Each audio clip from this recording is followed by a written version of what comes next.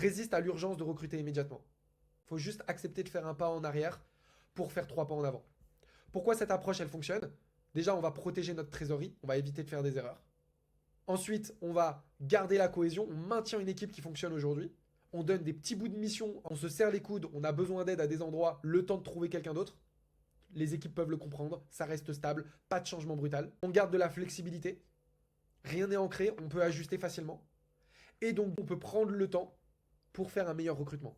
Le résumé de cette vidéo, quand un poste clé se libère dans ton business ou quand tu dois en créer un, le problème il arrive quand quelqu'un part de manière plus rapide ou que tu veux arrêter une collaboration. C'est ça, soit la personne elle s'en va, soit tu décides d'arrêter une collaboration parce que ça te convient plus.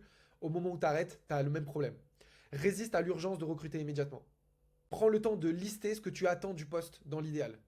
N'hésite pas à brainstormer avec des collaborateurs. Nous, c'est ce qu'on a fait en fait. On a brainstormé entre directeurs, tous ensemble, directeur d'épaule plus le CEO, pour pouvoir faire un peu cette liste de ce qu'on attendait à cet endroit-là.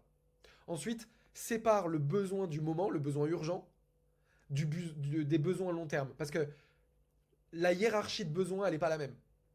Un pôle qui performe déjà, il peut continuer à performer. Oui, dans le futur, on a besoin qu'il performe mieux, mais si ça performe déjà, c'est pas l'urgence. Donc, fais une hiérarchie différente entre de quoi est-ce qu'on a besoin maintenant en l'urgence, dans un ordre chronologique, et de quoi est-ce qu'on aura besoin dans le futur si tout va bien.